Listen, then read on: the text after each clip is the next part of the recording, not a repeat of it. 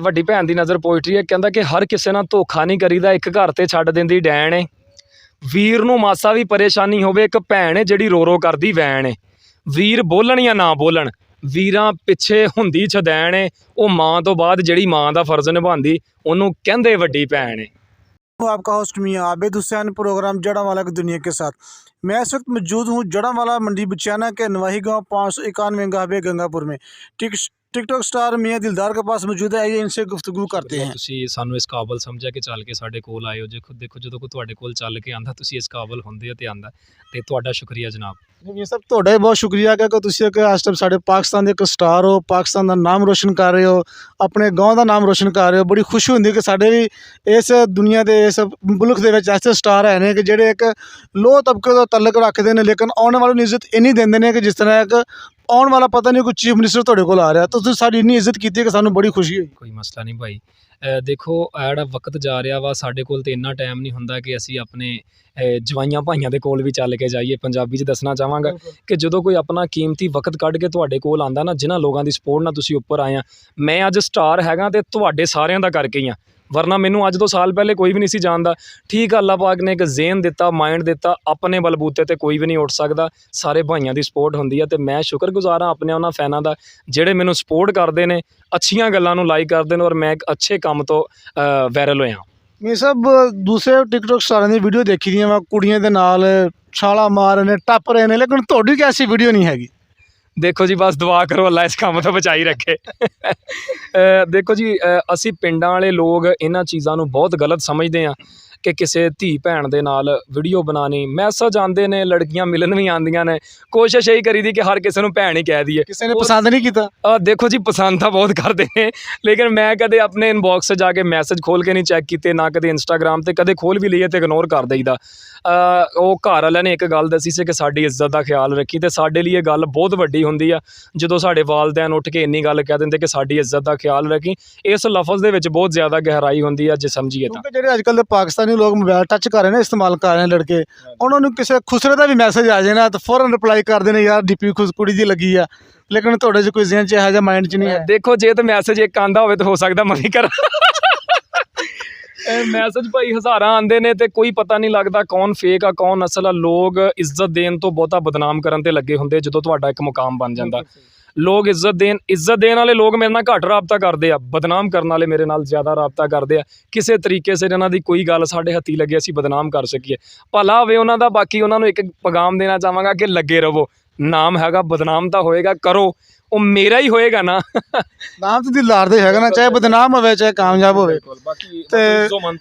ਦਿਲੋਮੰਦ ਸ਼ਾਹ। ਅੱਛਾ ਮੀਆਂ ਸਾਹਿਬ, ਮੈਨੂੰ ਥੋੜ੍ਹਾ ਜਿਹਾ ਦੱਸੋ ਕਿ ਤੁਹਾਡੀ ਸਭ ਤੋਂ ਪਹਿਲੇ ਕਿਹੜੀ ਵੀਡੀਓ ਵਾਇਰਲ ਹੋਈ ਸੀ? ਜੀ, ਕਹਿੰਦਾ ਜੇ ਪੈਸਿਆਂ ਨਾਲ ਤੂੰ ਮਿਲ ਜਾਵੇਂ ਮੈਂ ਘਰ 'ਚ ਲੀਰ ਨਾ ਛੱਡਾਂ, ਜੇ ਮੰਗਣ ਨਾਲ ਤੂੰ ਮਿਲ ਜਾਵੇਂ ਕੋਈ ਦਰਬਾਰ ਕੋਈ ਪੀਰ ਨਾ ਛੱਡਾਂ, ਸਾਡੇ ਰੋਵਣ ਤੇ ਤੂੰ ਰਾਜ਼ੀ ਹੋਵੇਂ ਮੈਂ ਅੱਖ 'ਚ ਨੀਰ ਨਾ ਛੱਡਾਂ, ਉਹ ਤੇਰੀ ਯਾਦ 'ਚੋਂ ਪਲ ਵੀ ਗਾਫਲ ਹੋਵੇ ਇਹੋ ਜਿਹੇ ਦਿਲ ਨੂੰ ਚੀਰ ਨਾ ਛੱਡਾਂ।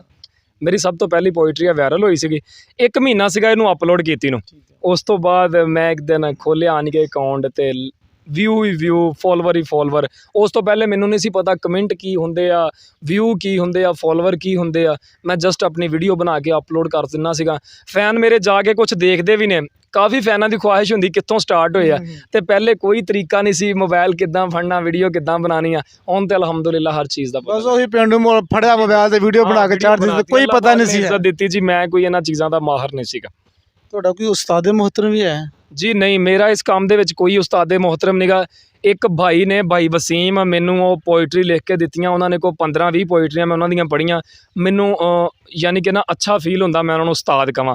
ਉਹਨਾਂ ਨੂੰ ਮੈਂ ਉਸਤਾਦ ਦੇ ਨਾਮ ਤੋਂ ਬੁਲਾਨਾ। ਉਹ ਵੀ ਮੇਰੇ ਨਾਲ ਉਦੋਂ ਅਟੈਚ ਹੋਏ ਨੇ ਜਦੋਂ ਮੇਰੇ ਸਨੈਕ ਦੇ 4 ਲੱਖ ਫਾਲੋਵਰ ਹੋ ਗਏ ਸੀਗੇ, ਮੈਂ ਇੱਕ ਵਾਇਰਲ ਹੋ ਗਿਆ ਸੀਗਾ, ਤੇ ਉਹਨਾਂ ਨੂੰ ਮੈਂ ਉਸਤਾਦ ਕਹਿੰਦਾ। ਬਾਕੀ ਮੈਨੂੰ ਸਿਖਾਉਣ ਵਾਲਾ ਇਸ ਕੰਮ 'ਚ ਕੋਈ ਨਹੀਂ। ਮੈਂ ਆਪਣੀ ਮਦਦ ਆਪ YouTube ਨੂੰ ਉਸਤਾਦ ਕਹਿ ਸਕਦੇ ਹਾਂ। ਅੱਛਾ ਮੀਆਂ ਸਾਹਿਬ, ਤੁਸੀਂ ਪੱਠੇ ਵੜਦਿਆਂ ਬਣਾਈ ਜਾ ਰਹੇ ਹੋ, ਮੱਝਾਂ ਨੂੰ ਪੱਠੇ ਵੜਦਿਆਂ ਬਣਾਈ ਜਾ ਰਹੇ ਹੋ, ਤੇ ਇਹ ਟ੍ਰੈਂਡ ਬਣਾਉਣਾ ਚਾਹ ਰਹੇ ਸੀ ਕਿ ਜਾਂ ਵੈਸੇ ਨਹੀਂ, ਕੰਮ ਹੀ ਇਹ ਕਰਦੇ ਸੀ? ਭਾਈ ਮੈਂ ਕੰਮ ਹੀ ਇਹ ਕਰਦਾ ਸੀਗਾ, ਔਰ ਜਿਹੜੇ ਲੋਕ ਆਪਣੇ ਕਲਚਰ ਨੂੰ ਪਿੱਛੇ ਛੱਡ ਦਿੰਦੇ ਨੇ ਕਦੇ ਕਾਮਯਾਬ ਨਹੀਂ ਹੋ ਸਕਦੇ। ਮੈਂ ਕਦੇ ਆਪਣੇ ਕਲਚਰ ਨੂੰ ਭੁੱਲਾਂਗਾ ਨਹੀਂ। ਅਲਹਮਦੁਲਿਲਾ ਮੇਰੇ ਤੇ ਅੱਜ ਵੀ ਉਹ ਵਕਤ ਆ, ਮੈਂ ਚੰਗਾ ਜੁੱਤੀ ਕੱਪੜਾ ਪਾ ਕੇ ਫਿਰ ਤੁਰ ਕੇ ਵੀਡੀਓ ਬਣਾ ਸਕਦਾ, ਲੇਕਿਨ ਨਹੀਂ, ਮੇਰੇ ਅੰਦਰੋਂ ਇਹ ਆਵਾਜ਼ ਨਹੀਂ ਆਉਂਦੀ। ਮੈਂ ਆਪਣੀ ਔਕਾਤ ਨਹੀਂ ਭੁੱਲਣਾ ਚਾਹੁੰਦਾ। ਜੋ ਪਹਿਲੇ ਸੀਗਾ ਅੱਜ ਵੀ ਉਹ ਆ। ਦੁਨੀਆ ਤੁਹਾਡੀ ਗੱਲ ਨੂੰ ਲਾਈਕ ਕਰਦੀ, ਤੁਹਾਡੇ ਸੂਟ ਬੂਟ ਨੂੰ ਨਹੀਂ। ਅਤੇ ਮੇਰੀਆਂ ਤੁਸੀਂ ਅਕਸਰ ਵੀਡੀਓ ਦੇਖੀਆਂ ਹੋਣਗੀਆਂ, ਪਾਟਾ ਸਾਫਾ ਹੁੰਦਾ, ਪਾਟੇ ਕੱਪੜੇ ਹੁੰਦੇ ਆ, ਟੁੱਟੀ ਜੁੱਤੀ ਹੁੰਦੀ, ਮੈਂ ਉਹ 'ਚ ਵੀਡੀਓ ਬਣਾ ਸਕਦਾ। ਗੱਲ ਕਰਨ ਦਾ ਮਕਸਦ ਆ, ਮੈਂ ਦੁਨੀਆ ਨੂੰ ਅੱਛਾ ਪੈਗਾਮ ਦੇ ਰਿਹਾ, ਆਪਣਾ ਪਹਿਨਾਵਾ ਨਹੀਂ ਦਿਖਾ ਰਿਹਾ। ਹੁਣ ਜੇ ਤੁਸੀਂ ਲੱਖਾਂ ਕਮਾ ਰਹੇ ਤੁਸੀਂ ਪਾ ਵੀ ਸਕਦੇ ਹੋ। ਜੀ ਮੈਂ ਪਹਿਲੇ ਦੱਸਿਆ ਕਿ ਮੈਂ ਪਾ ਵੀ ਸਕਦਾ ਵਾਂ, ਲੇਕਿਨ ਮੈਨੂੰ ਕੋਈ ਸ਼ੌਕ ਨਹੀਂਗਾ ਇੱਦਾਂ ਦਾ ਬਸ। ਲੇਕਿਨ ਆਪਣੇ ਪੰਜਾਬੀ ਕਲਚਰ ਹੈ ਇਹਨੂੰ ਅੱਗੇ ਲਿਆਉਣਾ ਚਾਹ ਰਹੇ ਹਾਂਜੀ ਹਾਂ। ਬਿਲਕੁਲ, ਸਾਡੀ ਮਾਂ ਬੋਲੀ ਆ ਬੀਬਾ ਕੱਖਾਂ ਵਾਂਗ ਨਾ ਰੋਲ ਪੰਜਾਬੀ, ਪੜ੍ਹ ਪੰਜਾਬੀ, ਲਿਖ ਪੰਜਾਬੀ, ਗੈਰਤਮੰਦਾ ਬੋਲ ਪੰਜਾਬੀ। ਸਾਡੀ ਮਾਂ ਦੀ ਤਰਫੋਂ ਸਾਨੂੰ ਇਹ ਬੋਲੀ ਆਈ, ਅਤੇ ਜਿਹੜੇ ਲੋਕ ਆਪਣੀ ਮਾਂ ਨੂੰ ਭੁੱਲ ਜਾਂਦੇ ਨੇ ਕਦੇ ਕੋਈ ਮੁਕਾਮ ਹਾਸਲ ਨਹੀਂ ਕਰ ਸਕਦੇ। ਇਸ ਲਈ ਜਿਹੜੀ ਤੁਹਾਡੀ ਬੋਲੀ ਆ ਉਹਨੂੰ ਪ੍ਰਮੋਟ ਕਰੋ। ਸਾਡੇ ਪੰਜਾਬ 'ਚ ਰਹਿੰਦੇ ਹੋ, ਪੰਜਾਬ ਦਾ ਖਾਂਦੇ ਹੋ, ਪੰਜਾਬ ਦਾ ਪਾਉਂਦੇ ਹੋ, ਪੰਜਾਬੀ ਸਦਾਉਂਦੇ ਹੋ, ਪੰਜਾਬੀ ਨਹੀਂ ਬੋਲਦੇ ਡੁੱਬ ਕੇ ਮਰ ਜਾਓ। ਬਿਲਕੁਲ ਤੁਹਾਡੀ ਗੱਲ ਸਹੀ ਆ। ਤੇ ਮੀਆਂ ਸਾਹਿਬ ਕਦੇ ਕੋਈ ਇੰਡੀਆ ਦੇ ਵਿੱਚੋਂ ਵੀ ਕਿਸੇ ਨੇ ਤੁਹਾਨੂੰ ਦੇਖਿਆ ਜਾਂ ਮੈਸੇਜ ਕੀਤਾ ਜਿਹੜੇ ਉੱਥੇ ਪੰਜਾਬੀ ਸਾਡੇ ਰਹਿੰਦੇ ਨੇ? ਜੀ ਕਾਫੀ ਪੰਜਾਬੀ ਭਾਈ ਪ੍ਰਮੋਟ ਕਰਦੇ ਨੇ, ਬਹੁਤ ਜ਼ਿਆਦਾ ਲਾਈਕ ਕਰਦੇ ਨੇ। ਪੰਜਾਬ ਦੇ ਵਿੱਚੋਂ ਬੜੇ ਜ਼ਿਆਦਾ ਮੈਸੇਜ ਆਉਂਦੇ ਨੇ ਇੰਸਟਾਗ੍ਰਾਮ 'ਤੇ, ਬੜੇ ਖੁਸ਼ ਹੁੰਦੇ ਨੇ, ਔਰ ਉਹ ਇਹ ਕਹਿੰਦੇ ਨੇ ਕਿ ਸਾਨੂੰ ਇੱਦਾਂ ਲੱਗਦਾ ਕਿ ਜਿਵੇਂ ਤੁਹਾਡੀ ਅਤੇ ਸਾਡੀ ਬੋਲੀ ਇੱਕੋ ਹੀ ਆ, ਕਿਉਂਕਿ ਮੈਂ ਪਿਓਰ ਪੰਜਾਬੀ ਬੋਲਦਾ। ਤੇ ਮੀਆਂ ਸਾਹਿਬ ਜਿਹੜੇ ਵਾਲਦੈਨ ਨੇ ਜਾਂ ਭੈਣਾਂ ਭਾਈ ਨੇ ਉਹਨਾਂ ਵੱਲੋਂ ਕੋਈ ਰੁਕਾਵਟ ਤਾਂ ਨਹੀਂ? ਖੁਸ਼ ਹੁੰਦੇ ਨੇ ਜਦੋਂ ਕਿ ਤੁਹਾਨੂੰ ਕੋਈ ਮਿਲਣ ਵਾਸਤੇ ਆਉਂਦਾ, ਤੁਹਾਡੀਆਂ ਵੀਡੀਓ ਚੱਲਦੀਆਂ? ਜੀ ਜਦੋਂ ਮੈਂ ਨਵਾਂ ਕੰਮ ਸਟਾਰਟ ਕੀਤਾ ਨਾ, ਸਾਡੇ ਪਿੰਡਾਂ 'ਚ ਇਹਨਾਂ ਚੀਜ਼ਾਂ ਦਾ ਸ਼ੌਰ ਨੀਗਾ। ਬਿਲਕੁਲ। ਪੜ੍ਹੀ ਲਿਖੀ ਫੈਮਿਲੀ ਬਹੁਤ ਘੱਟ ਹੁੰਦੀ ਆ ਪਿੰਡਾਂ ਦੇ ਵਿੱਚ, ਸਾਰੇ ਅਨਪੜ੍ਹ, 2 4 5 ਜਮਾਤਾਂ ਪੜ੍ਹੇ, ਨਾਮ ਲਿਖਣਾ ਆਉਂਦਾ ਬਸ। ਪਹਿਲੇ ਉਹ ਕਹਿੰਦੇ ਸੀ ਤੂੰ ਕਿਹੜਾ ਕੰਮ ਸ਼ੁਰੂ ਕੀਤਾ, ਕੰਜਰਾਂ ਵਾਲਾ ਕੰਮ ਆ, ਯੇ ਵੋ ਆ। ਜਦੋਂ ਲੋਕ ਹੁਣ ਮਿਲਣ ਆਉਂਦੇ ਆ, ਅਤੇ ਕਈ ਐਸੇ ਵੀ ਲੋਕ ਨੇ ਬਜ਼ੁਰਗ ਤੱਕ ਮਿਲਣ ਆਉਂਦੇ, ਮੇਰੀਆਂ ਵੀਡੀਓ ਵੱਡੇ ਬੰਦਿਆਂ ਦੇ ਜ਼ਿਆਦਾ ਸਮਝਣ ਵਾਲੀਆਂ ਹੁੰਦੀਆਂ। ਆਮ ਜਨਰੇਸ਼ਨ, ਅੱਜ ਦੀ ਜਨਰੇਸ਼ਨ ਦੀ ਸਮਝ 'ਚ ਨਹੀਂ ਆਉਂਦੀ ਮੇਰੀਆਂ ਗੱਲਾਂ, ਗਹਿਰਾਈ ਵਾਲੀਆਂ ਗੱਲਾਂ। ਉਹ ਬਜ਼ੁਰਗ ਲੋਕ ਮਿਲਣ ਵਾਲੇ ਆਉਂਦੇ ਨੇ, ਅਤੇ ਉਹ ਫਿਰ ਆਣ ਕੇ ਸਪੈਸ਼ਲ ਕਹਿੰਦੇ ਨੇ ਆਪਣੇ ਵਾਲਦ ਸਾਹਿਬ ਨੂੰ ਮਿਲਾ, ਅਸੀਂ ਉਹਨਾਂ ਦਾ ਦੀਦਾਰ ਕਰਨਾ ਚਾਹੁੰਦੇ ਜਿਨ੍ਹਾਂ ਨੇ ਤੇਰੀ ਤਰਬੀਅਤ ਕੀਤੀ ਆ। ਅਤੇ ਫਿਰ ਅੱਬੂ ਜੀ ਹੁਣਾਂ ਨੂੰ ਬੜਾ ਪ੍ਰਾਊਡ ਫੀਲ ਹੁੰਦਾ ਕਿ ਯਾਰ ਸਾਡੇ ਪੁੱਤਰ ਨੇ ਸਾਡਾ ਨਾਮ ਰੋਸ਼ਨ ਕੀਤਾ। ਤੁਹਾਡੀ ਤਲੀਮ ਕਿੰਨੀ ਕਦਰ ਹੈ? ਸਾਡੇ ਬਹੁਤ ਸਾਰੇ ਦੋਸਤ ਪੁੱਛਣਾ ਚਾਹੁੰਦੇ ਨੇ ਕਿ ਮੀਆਂ ਸਾਹਿਬ ਬਹੁਤ ਪੜ੍ਹੇ ਲਿਖੇ ਨੇ, ਅਤੇ ਮੈਂ ਕਿਹਾ ਪੁੱਛ ਹੀ ਲਈਏ ਕਿ ਕਿੰਨਾ ਕੁ ਪੜ੍ਹੇ ਲਿਖੇ ਹੋ। ਦੇਖੋ ਜੀ, ਤੁਹਾਡੀ ਕਾਮਯਾਬੀ ਦਾ ਇਹ ਜ਼ਰੂਰੀ ਨਹੀਂ ਹੁੰਦਾ ਕਿ ਤੁਹਾਡੀ ਕਾਮਯਾਬੀ ਦਾ ਰਾਜ਼ ਤਾਲੀਮ ਹੋਵੇ। ਮੈਂ ਪੜ੍ਹਿਆ ਲਿਖਿਆ ਨੀਗਾ, ਨਾ ਮੈਨੂੰ ਝੂਠ ਬੋਲਣ ਦੀ ਆਦਤ ਆ। ਮੈਂ ਸਿਰਫ 6ਵੀਂ ਕਲਾਸ ਤੱਕ ਸਕੂਲ ਗਿਆ, ਅਤੇ 6 ਜਮਾਤਾਂ ਕੋਈ ਪੜ੍ਹਾਈ 'ਚ ਸਟੱਡੀ 'ਚ ਨਹੀਂ ਆਉਂਦੀਆਂ, ਗਿਣਦਾ ਹੀ ਕੋਈ ਨੀਗਾ। ਲੇਕਿਨ ਅਲਹਮਦੁਲਿਲਾ ਮੇਰੇ ਕੋਲ ਮਾਈਂਡ ਅੱਲਾਹ ਪਾਕ ਨੇ ਇੰਨਾ ਦਿੱਤਾ, ਮੈਂ ਠੋਕਰਾਂ ਇੰਨੀਆਂ ਖਾਧੀਆਂ ਕਿ ਕੋਈ ਤੁਸੀਂ ਜੱਜਮੈਂਟ ਨਹੀਂ ਕਰ ਸਕਦੇ ਕਿ ਮੈਂ ਪੜ੍ਹਿਆ ਲਿਖਿਆ ਵਾਂ ਜਾਂ ਅਨਪੜ੍ਹ ਹਾਂ।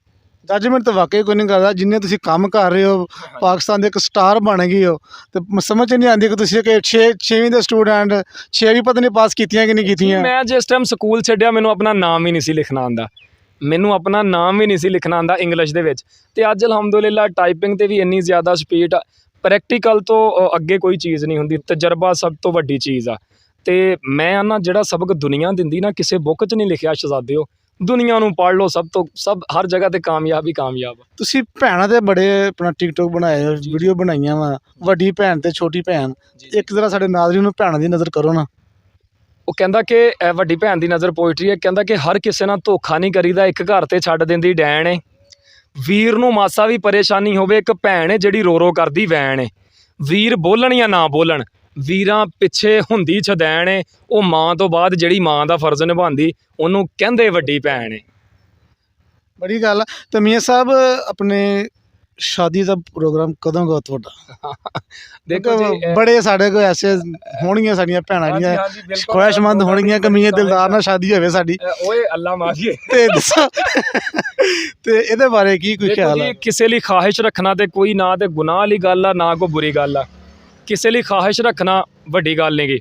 ਮੇਰੇ ਦਿਲ 'ਚ ਵੀ ਖਰੇ ਹੋਏਗੀ ਕਿਸੇ ਨਾਲ ਸ਼ਾਦੀ ਦੀ ਖਾਹਿਸ਼, ਔਰ ਆਪਣਾ ਹਮਸਫਰ ਲਾਈਫ ਪਾਰਟਨਰ ਚੁਣਨਾ ਕੋਈ ਗੁਨਾਹ ਨੀਗਾ। ਬੜੇ ਲੋਕ ਸੋਚਦੇ ਹੋਣਗੇ ਜੀ ਮੈਨੂੰ ਕੋਈ ਇਸ ਗੱਲ 'ਤੇ ਦੁੱਖ ਨੀਗਾ, ਲੇਕਿਨ ਮੇਰਾ ਹਜੇ 2 4 ਸਾਲ ਜ਼ੇਨ ਕੋਈ ਨੀਗਾ।